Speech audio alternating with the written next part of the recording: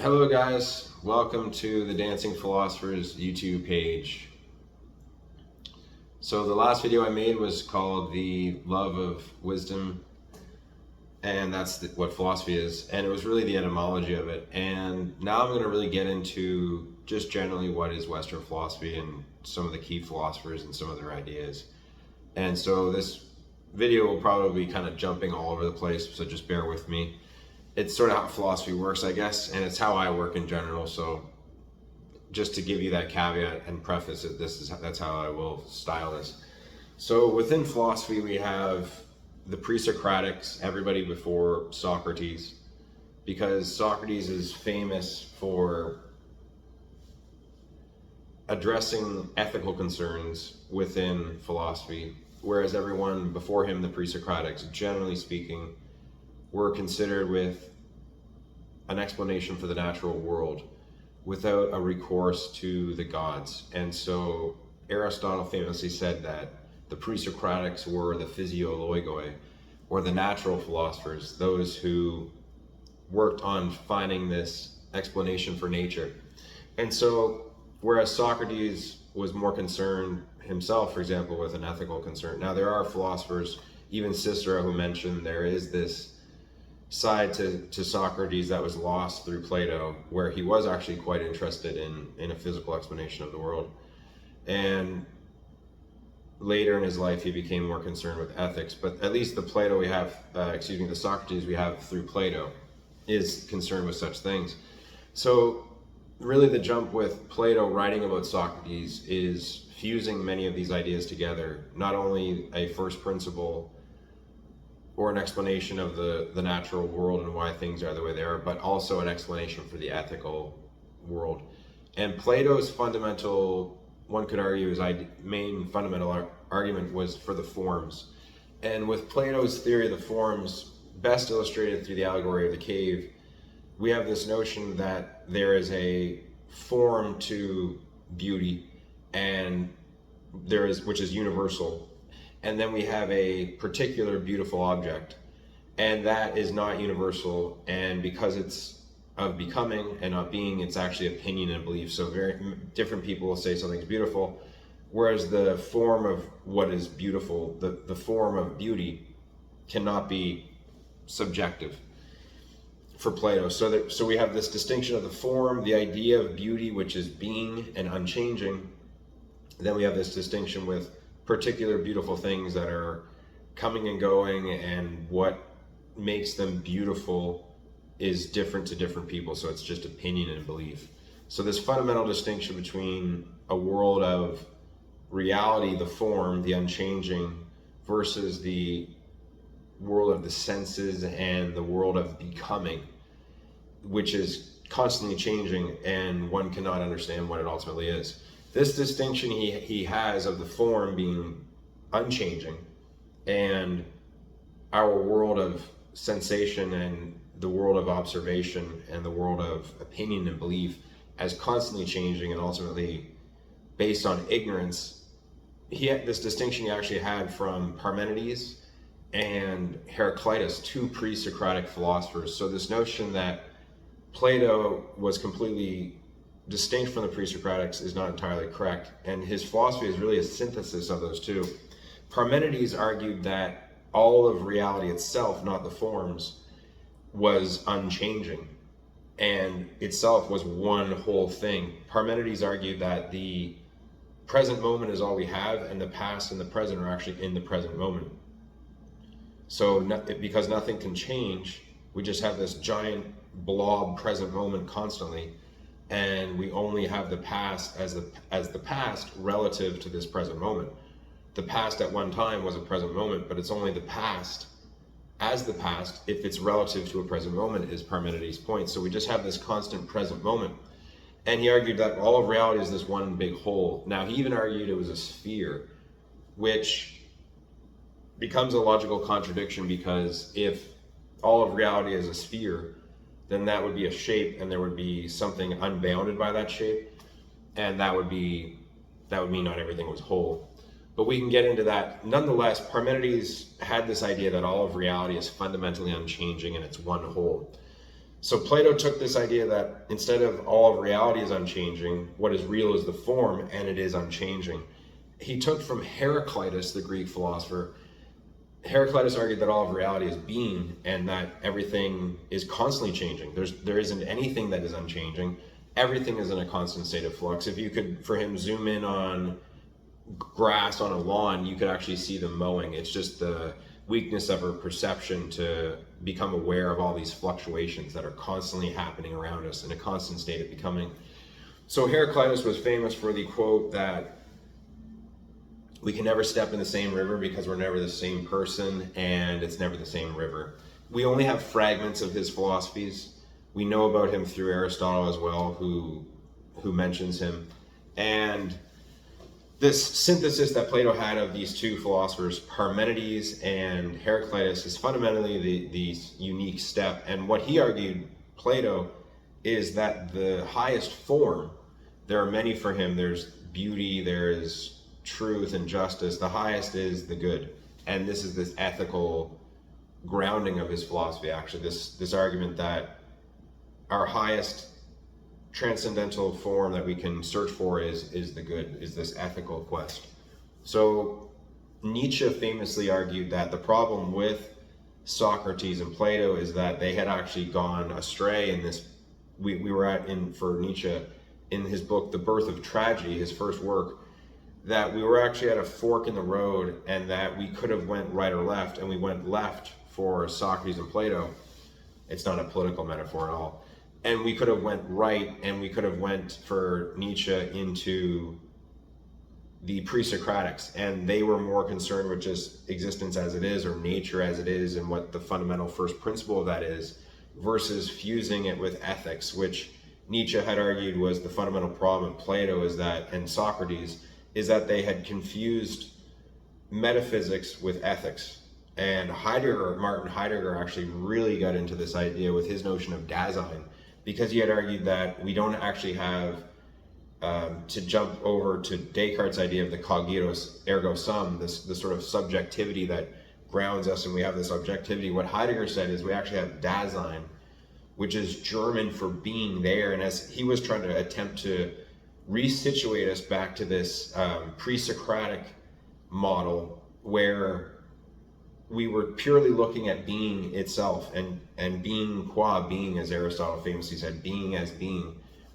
And we weren't trying to make this ethical search for reality itself as well, and seeing this kind of fusion or confusion of ethics and metaphysics. And so that was what Heidegger really built off Nietzsche's notion, was that Nietzsche really pointed that out. And what Heidegger argued is that we need to actually attempt to create a whole new system of an outlook and a schemata of philosophy, and we need to do away with Descartes' cogito ergo sum.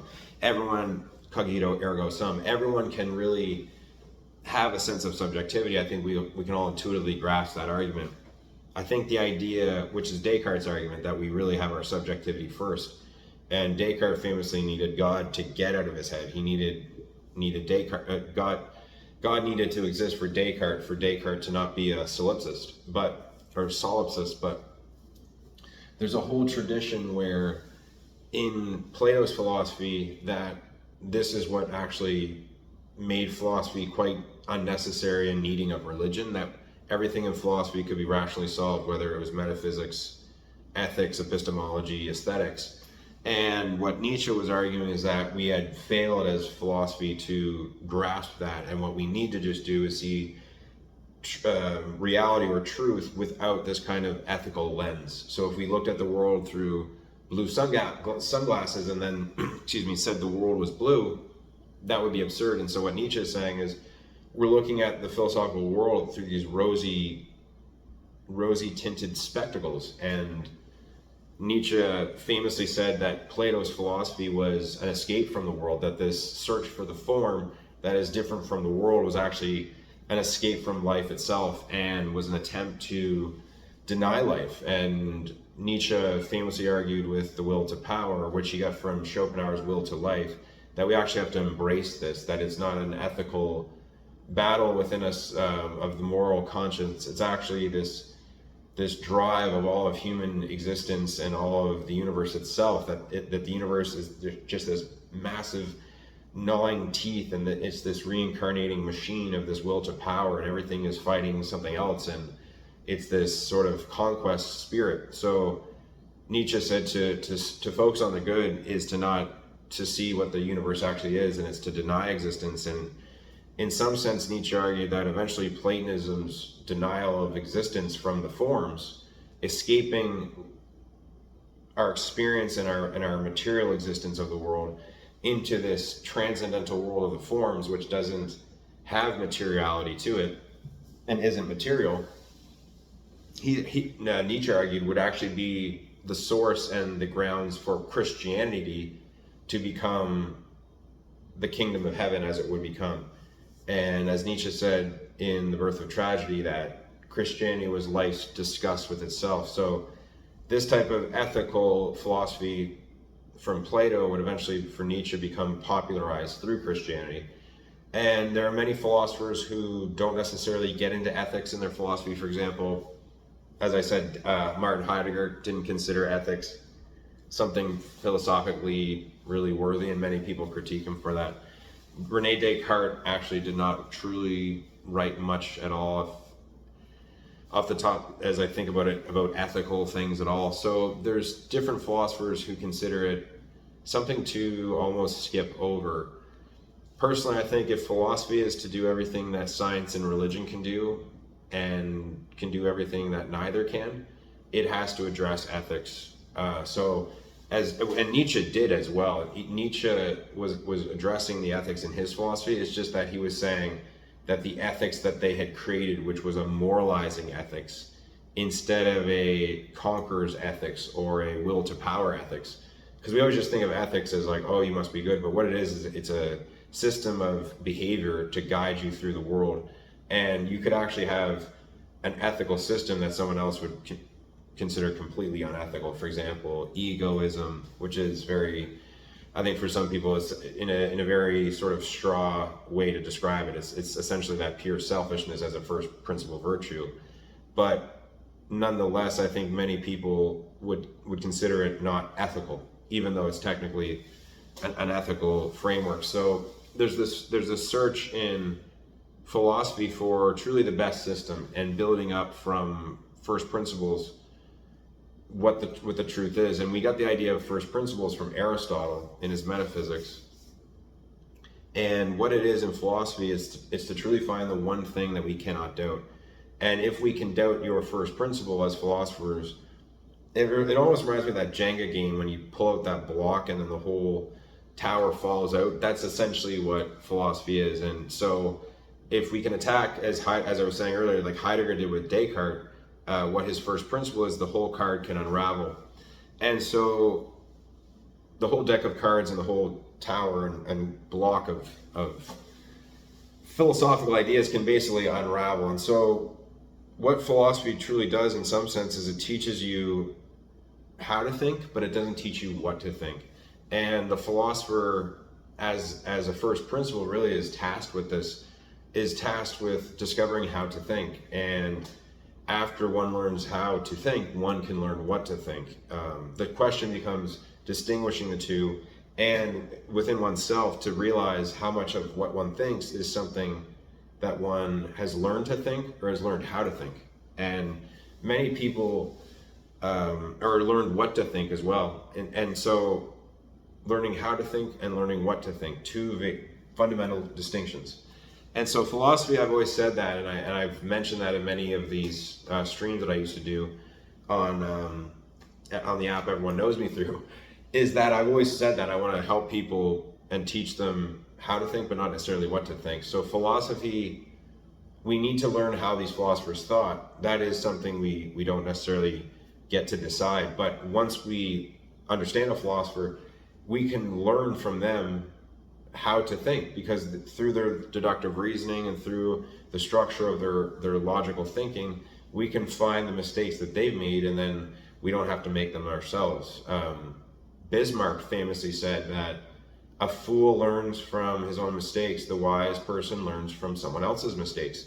So what we can do as philosophers is we can comb the vast fossilized records of the philosophical tradition, find all the mistakes that all the great geniuses have made, and not fall on that same tripwire that they did. And we can do it through learning how to think and not what to think. We have to learn what they thought first, and then we can learn actually how to think from that. So we have to learn through them what their particular ideas are, but that ironically will teach us how to actually think ourselves. Many people have confused what they think with how to think, and you can generally detect what it is by critiquing certain ideas. If you can critique certain ideas with them, then they generally know how to think, because there's nothing that there's nothing that you could profane to them that would upset them that much. So I would argue, once as a philosopher you have that ability, that's truly when you're free, because nothing bothers you. And I'm at that point now where I'm working on my philosophy. I have a book coming out very soon. I can't wait to share that with all of you. And now I'm at that point now where it's, I actually seek to hope that the philosopher isn't not necessarily welcomed by the status quo, because the philosopher wants to necessarily challenge all those systems of thinking, challenge their own systems of thinking, and wants to be refuted by someone else, because the philosopher doesn't want this kind of sycophant. They want the people to critique it and then build it up, because that's the Platonic idea as well of the dialectic, of this idea that philosophy is this back and forth thing, and we're constantly trying to constantly realize through ourselves what the truth is. So philosophy, and I can't wait to have my book out, by the way. It's going to be it shouldn't be too far away. And what's really neat about that is I can actually make videos about it, and you guys can read them as well. So it's very great to know that these videos are coming forward. I think, guys, I'll probably end this video now, but thank you guys so much for being here. Make sure, guys, you all leave a comment with what you think, give it a like, and thank you guys so much. I'll have another video really soon. So before I go, just have a great time, everyone, from the Dancing Philosopher.